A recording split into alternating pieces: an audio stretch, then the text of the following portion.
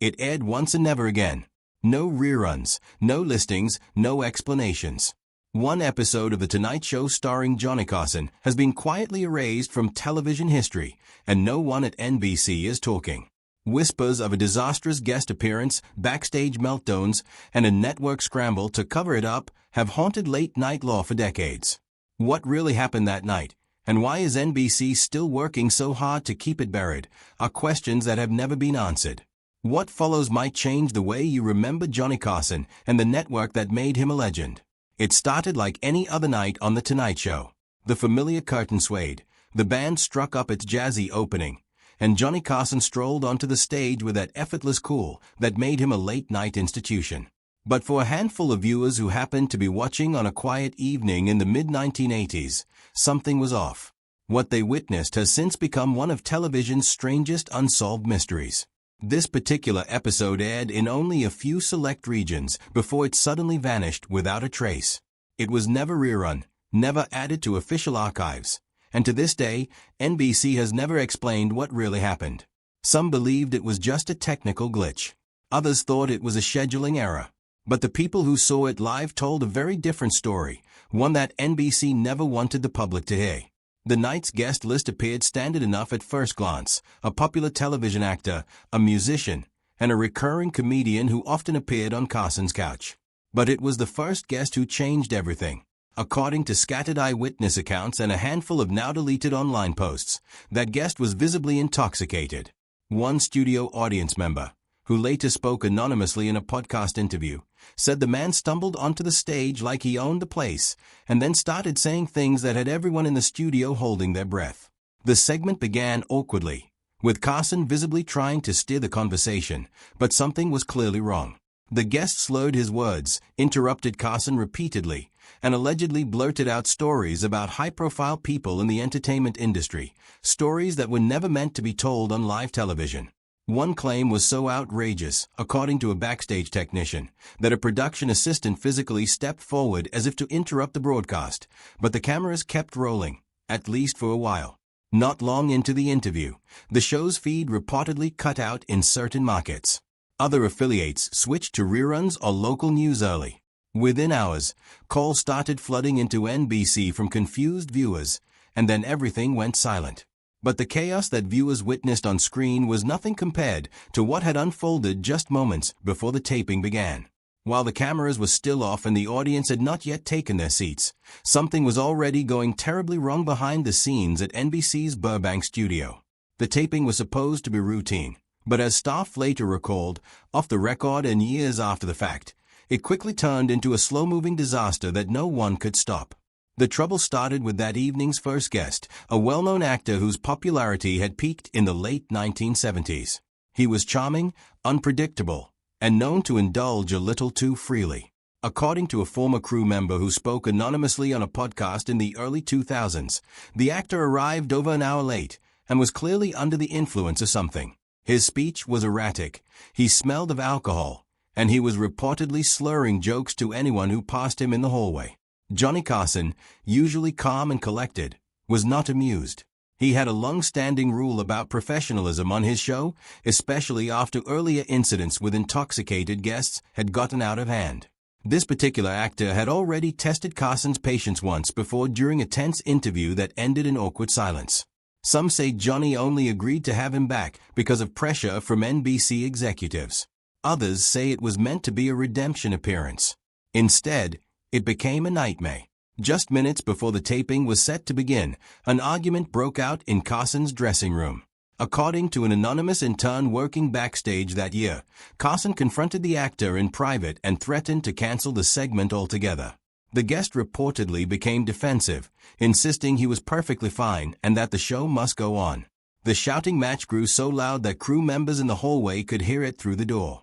In a moment of frustration, Carson is said to have stormed out, telling producers that if the guest acted out on stage, it would be on them. No one knew what to do. Tickets had been given out, the band was in place, the audience was already being seated, and NBC had no replacement guest lined up. Despite the tension, the taping moved forward, possibly under direct pressure from NBC management. What happened next would leave everyone in the room stunned. As the guest stepped out with a forced smile and glazed eyes, he immediately began talking before Carson had even asked a question. He rambled about Hollywood, about past co-stars, about the pressures of fame. At first the crowd chuckled, unsure if it was all part of an act.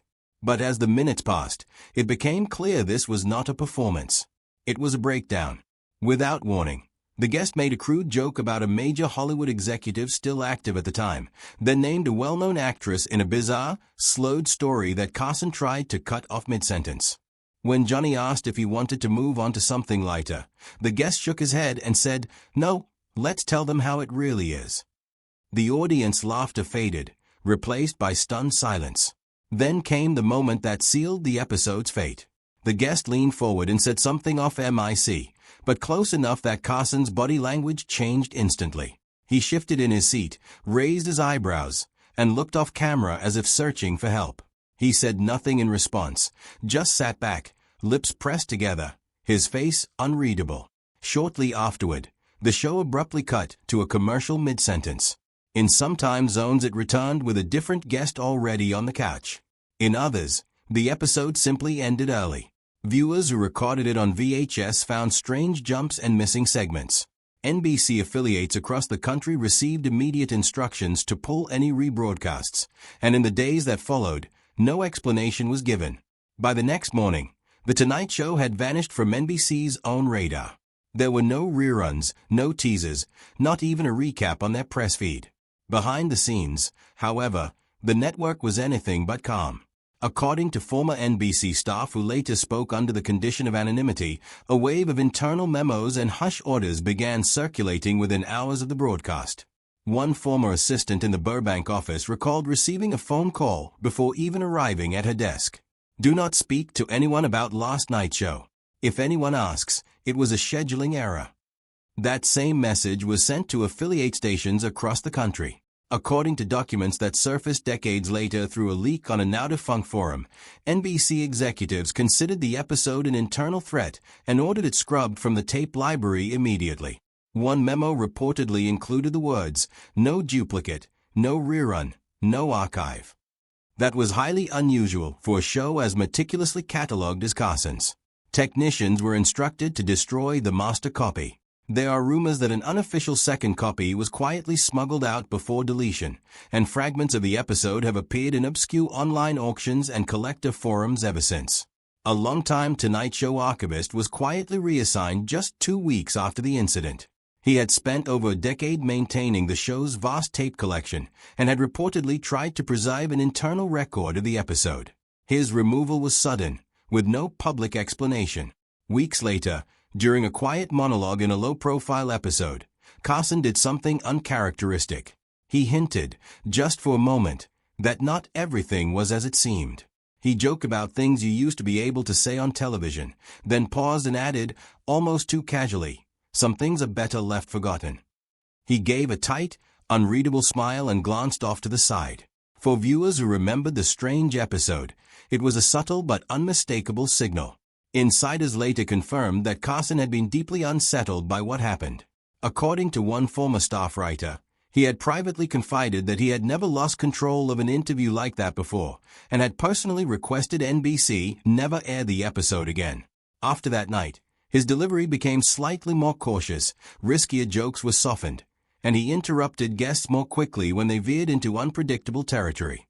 As for the guest at the center of it all, his career began to unravel in strange and sudden ways shortly after the episode aired. Film offers dried up. A network sitcom he was reportedly developing was scrapped without explanation. Public appearances became rare. A tabloid at the time ran a vague piece about a late-night television meltdown that had led to a quiet blacklisting. His agent, a well-known figure in the business, abruptly dropped him without explanation. His name appears in no official guest list for that season, and archive footage of his earlier appearances was quietly pulled from syndication. In a rare interview over a decade later, when asked about his time on The Tonight Show, he bristled. "I do not talk about that.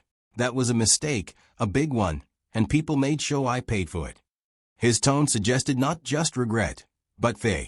Years after his disappearance from the spotlight, excerpts from a draft biography were leaked online. One unpublished chapter was reportedly titled "The Night That Ruined Me." Despite NBC's best efforts, parts of the lost episode began to resurface over the years, not through official channels but in grainy VHS tapes, anonymous forum posts, and private collector auctions. The first major leak came in the early 2000s, when a user on a vintage television forum uploaded a low-resolution clip lasting just under 30 seconds showing Carson sitting unusually still while a voice, partially off-camera, spoke in an animated slurred tone. One phrase was barely audible. They all knew and said nothing. The video vanished from the forum within 24 hours and the user account was deleted. Another snippet surfaced in a private online auction, a single still frame showing Carson standing beside his desk mid-sentence, his eyes narrowed. Every time a new leak appeared, NBC's legal team moved swiftly, issuing takedown notices and copyright claims.